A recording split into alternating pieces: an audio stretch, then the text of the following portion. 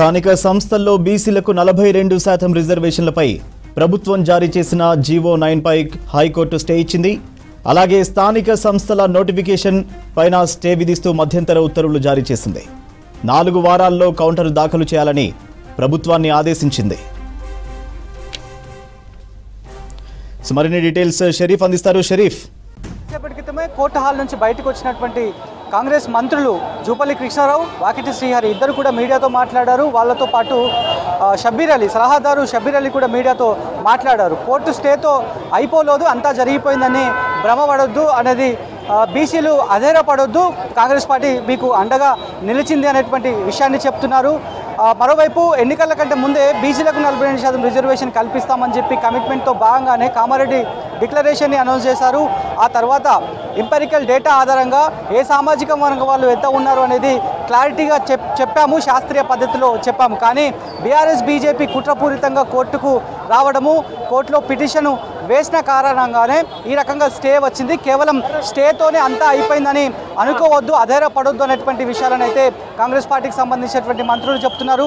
Already CM ముందుగానే guess చేశారు, ఎందుకంటే ఇవాళ మళ్ళీ సాయంత్రం మాట్లాడతాము, మళ్ళొకసారి కీలక భేటీ అవుదాం, ఏం చేద్దాం ఎలా చేద్దాం అనేటువంటి అంశంపైన సీఎం రేవంత్ రెడ్డి మాతో చర్చ చేస్తారని చెప్పారు. కాబట్టి సో బీసీ బిడ్డలు ఎవరు కూడా అధైర్యపడొద్దు అనేటువంటి మాటను చెప్తూనే మరొక వర్డ్ని వాకిటి శ్రీహరి మెన్షన్ చేశారు. బీసీల కాడి నోటి ముద్దను ఎగరగొట్టింది బీఆర్ఎస్ బీజేపీ కుట్రలో భాగమైనటువంటి విషయాన్ని కూడా చెప్పారు. మరోవైపు న్యాయబద్ధంగా అందాల్సినటువంటి వాటా ఎవరెంతో వారికి అంత వాటా అందాలనేది అగ్రనేత రాహుల్ గాంధీ చెప్పారు. దాన్ని సీఎం రేవంత్ రెడ్డి నిజం చేసి చూపించారనేటువంటి విషయాన్ని జూపల్లి కృష్ణారావు మీడియాతో మాట్లాడుతూ చెప్పారు. కొద్దిసేపటి క్రితమే ఇక్కడి నుంచి బయటికి బయలుదేరి వెళ్లారు. మరోవైపు బీసీ సంఘాలు కోర్టు స్టే విధించడంతో బీసీ సంఘ నాయకులంతా కూడా రోడ్డుపైకి వచ్చారు. గేట్ నెంబర్ 4 దగ్గర ఉన్న రోడ్డుపై బైఠాయించే ప్రయత్నం చేశారు. ఇక్కడ ఉన్నటువంటి పోలీసు సిబ్బంది అంతా వాళ్ళని పిక్ చేసి పక్కకి జరిపే ప్రయత్నం చేశారు. మరోవైపు కాంగ్రెస్కి సంబంధించినటువంటి శ్రేణులు, అదేవిధంగా బీసీ సంఘాలకు సంబంధించినటువంటి శ్రేణుల మధ్య నినాదాల వార్ కొనసాగింది. సీఎం డౌన్ డౌన్ అంటూ బీసీ సంఘాలు నినాదాలు చేస్తే ఈ స్టేతోనే అయిపోలేదు అనేటువంటి విషయాన్ని కాంగ్రెస్ సంబంధించినటువంటి శ్రేణులంతా కూడా కాసేపు ఒక 30 నిమిషాల పాటు రెండు గ్రూప్స్ మధ్య నినాదాల పర్వం కొనసాగింది. పోలీసులు కలగజేసుకొని 2 గ్రూపులను చెల్లాచెదురుగా విడగొట్టారు. ఆ తర్వాత ఇద్దరు మంత్రులు మాట్లాడారు. ప్రస్తుతానికైతే సీఎం మళ్ళొకసారి భేటీ చేస్తారు. మరొక వైపు ఒక అంశాన్ని కాంగ్రెస్ సంబంధించినటువంటి నేతలు చెప్తున్నారు.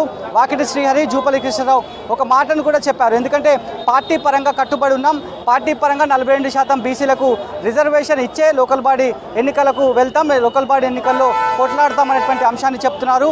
పార్టీ స్టాండ్ తీసుకుంది, 42% రిజర్వేషన్ ఖచ్చితంగా ఇస్తామనేటువంటి విషయాన్ని చెప్తున్నారు. దాంట్లో వెనకడుగు వేసే ప్రసక్తే లేదు, బీసీలు ఎవరు కూడా అధైర్యపడొద్దు అనేటువంటి మాటను కూడా వాకిటి శ్రీహరి చెప్పారు. మరి సీఎం రేవంత్ రెడ్డితో భేటీ అయిపోయిన తర్వాత ఏ రకమైనటువంటి విషయాలు బయటకు రాబోతున్నాయి? ఎందుకంటే వాకిటి శ్రీహరి చెప్పినట్టు 42% పార్టీ పరంగా రిజర్వేషన్ ఖరారు చేస్తూ ఎన్నికలకు వెళ్ళబోతున్నారా, లేదంటే సుప్రీంకోర్టుని ఛాలెంజ్ చేయబోతున్నారా? ఇప్పుడు సుప్రీంకి వెళ్ళేటువంటి సమయం అప్పటికైతే ఆసనం కాలేదు అనేటువంటి విషయాన్ని ఎక్స్పర్ట్స్ చెప్తున్నారు. ఎందుకంటే కేవలం హైకోర్టు జీవో MS 9 పైన రివ్యూని మాత్రమే కోరింది. 2 వారాల పాటు అన్ని పార్టీలకు సంబంధించినటువంటి ప్రతినిధులు రిప్రజెంటేషన్ ఇవ్వాలనేది మాటను చెప్పింది. ఇక 4 వారాల గడువును రాష్ట్ర ప్రభుత్వానికి ఇచ్చింది. అప్పటి వరకు స్టే ఉండబోతోంది జీవో పైనటువంటి విషయాలను చెప్పింది. కాబట్టి 4 వారాల తర్వాత మళ్ళీ కోర్టులో హీరింగ్ నడిచిన తర్వాత కోర్టు ఏ రకమైన డైరెక్షన్స్ ఇస్తుందో దాని తర్వాత మళ్ళీ సుప్రీంకోర్టుకు వెళ్ళాలా, ప్రతికూలంగా తీర్పు వస్తే సుప్రీంకోర్టుకు వెళ్ళాలా, లేదంటే అనుకూలంగా తీర్పు వస్తే నెక్స్ట్ ఏం చేయాలనేటువంటి విషయాలపైన 4 వారాల తర్వాత క్లారిటీ వచ్చేటువంటి అవకాశం అయితే కనిపిస్తోంది. సో ఇప్పుడు మంత్రులు చెప్పింది ఒకటే, సీఎంతో భేటీ తర్వాత దీనిపైన క్లారిటీ రానుంది. ఏం చేయబోతున్నాం, ఎలా చేయబోతున్నాం, బీసీలకు న్యాయం ఎట్లా చేయబోతున్నాం అనేటువంటి అంశాలపైన ఒక క్లారిటీ వస్తుందని చెప్తున్నారు. కానీ దీంట్లో పకడ్బందీగా కాన్స్పిరసీ జరిగింది, బీఆర్ఎస్ బీజేపీ చేసినటువంటి కుట్రలో భాగమే ఇదంతా అనేది కూడా వాళ్ళు చెప్తున్నారు. బీజేపీని కారణాలు చేస్తుంది. ఎట్లనైతే కేంద్రానికి 9th షెడ్యూల్లో పంపాలని చెప్పి కేంద్రానికి పంపాము, ఆ తర్వాత గవర్నర్కి పంపాము. ఈ రెండు అంశాలన్నీ కూడా కేంద్రంతో ముడిపడి ఉన్నాయి. కేంద్రం సూపర్వైజింగ్లోనే గవర్నర్ కూడా ఉంటారు కాబట్టి గవర్నర్ దగ్గర అప్రూవల్ రాకుండా అడ్డుకున్నది బీజేపీ. ఆ తర్వాత ఇక్కడ దానికి ఆల్టర్నేట్గా ఆర్డినెన్స్ని తీసుకొచ్చాము, ఆర్డినెన్స్ని బిల్లు రూపేణా తీసుకొచ్చి గవర్నర్కి పంపాం. ఆ తర్వాత నెక్స్ట్ ఇక్కడ ఉన్నటువంటి బీఆర్ఎస్ నేతలంతా కూడా కాన్స్పిరసీతోనే పిటిషన్స్ వేసే ప్రయత్నాలు చేస్తారనేటువంటి అంశాన్ని కాంగ్రెస్ సంబంధించినటువంటి శ్రేణులు చెప్తున్నారు. కాబట్టి నెక్స్ట్ ఏ రకమైనటువంటి స్టెప్ ఇందులో ఉండబోతుంది అనేది రాజకీయంగా ఉత్కంఠ నెలకొంది. ఒకటైతే కాంగ్రెస్ క్లారిటీగా చెప్తున్నారు, ఒకవేళ ఇక్కడ కోర్టులకు సంబంధించినటువంటి సాధ్యం కాకపోతే లోకల్ బాడీ ఎన్నికలకు వెళ్ళడం తథ్యం అయితే కనుక 42% రిజర్వేషన్ పార్టీ పరంగా మేము ఇవ్వడానికి సిద్ధంగా ఉన్నాం, ముందుగానే చెప్పాం, ఆ ప్రకారం ఇస్తామనేటువంటి మాటలను అయితే కాంగ్రెస్ పార్టీకి సంబంధించినటువంటి నేతలు చెప్తున్నారు. కేబినెట్ మంత్రం అదే నిర్ణయానికి వచ్చామనేటువంటి విషయాలను కూడా మీడియాతో మాట్లాడిన తర్వాత మంత్రులు ఇచ్చినటువంటి క్లారిటీ.